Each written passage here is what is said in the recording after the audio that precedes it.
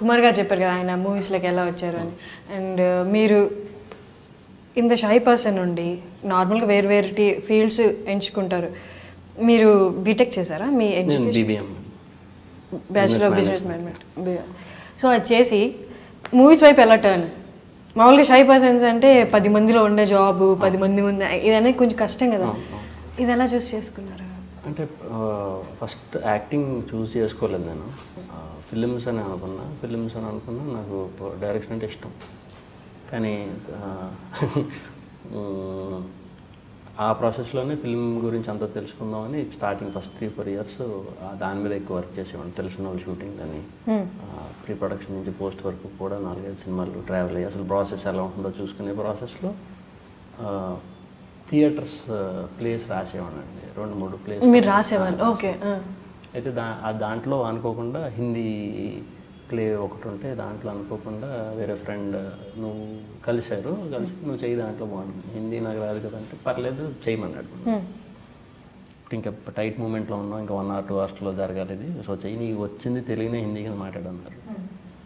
సరే ఆ మూమెంట్ని అర్థం చేసుకుని ధైర్యంగా వెళ్ళి చేశాను. చేయటమే నేను మామూలుగా మాట్లాడితేనే నవ్వుతారు అందరూ. ఎందుకో నవ్వుతారు. నేను పెద్ద జోక్ అయిపోయినా ఎలా అంటే నవ్వుతారు. నేను హిందీ మాట్లాడేసరికి ఆడిటోరియం అంతా విపరీతమైన రెస్పాన్స్ వచ్చింది. నేను కావాలని మాట్లాడాను అనుకున్నారు వాళ్ళు. నాకు రాక నేను అలా మాట్లాడాను.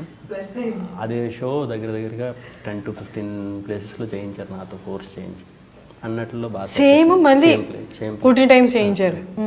అది బాగా వర్కౌట్ అయింది. నాకే కొత్తగా ఉండేది.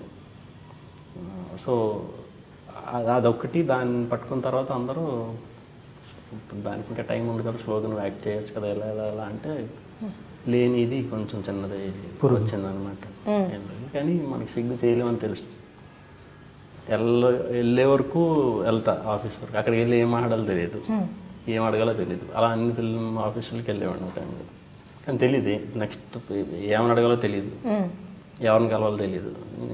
చాలామంది కూర్చోబెట్టి అర్థం చేసుకుని నువ్వు శుభ్రంగా జాబ్ చేసుకోమ్మా, ఎందుకు ఇక్కడ సినిమాలు అయ్యి అంటే అందరూ చెప్పి పంపేవారు.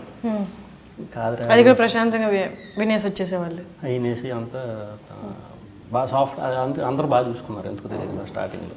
అందరూ కూడా పిలిచి ఇలా ఆయన కలుద్దాం వచ్చానండి అంటే తీసుకెళ్ళి కూర్చోబెట్టారు. ఒక 2-3 సార్లు మాట్లాడి ఒక 2-3 నిమిషాలు అంటే బాగా ఇబ్బందిగా ఉన్నావు కదా, బాగా ఇదిగా అనుకుని నన్ను చూస్తే అలాగే ఫీల్. సినిమాలు వద్దమ్మా ఎందుకు అంటే ఇక్కడ ఇలా ఉండాలి అలా ఉండాలి, హ్యాపీ జాబ్ చేసుకో, లేకపోతే అది చేసుకో ఇది చేసుకోవచ్చు కదా, ఎందుకు ఫిల్మ్ ఇలా అని మంచి సలహాలు ఇచ్చేవారు అందరూ. మనకేం లోపల ఉంది కానీ అది బయటపడితే కానీ తెలియదు కదా ఎవరికి. ఆ ప్రాసెస్లో ఇంకా అయిపోయింది. ఇంకా చూసాను చాలా రోజులు, ఇప్పటికే చాలా లేట్ అయింది. ఇంకా అర్థం అన్న టైంలో షార్ట్ ఫిల్మ్ ఒకటి చేశాను. అప్పటికే ఫిలిమ్స్లో చిన్న చేశాను, ఒక 6-7 ఫిలిమ్స్లో చేశాను, చిన్న చాలా చేశాను. ఇంకా అక్కడే ఉంటున్నా. ఇప్పుడు అందరూ ఫోర్గ్రౌండ్లో ఉంటే నేను ఎక్కడ వెనకాలే ఉంటున్నా. ఏ సినిమా అయినా సరే నన్ను సెలెక్ట్ చేసుకునేది ఆ పార్టీలకే. సర్లే పాపం వస్తున్నాడు కదా రోజు అన్నట్టు పెట్టేవారు, ఇబ్బందిగా వాళ్ళు కూడా.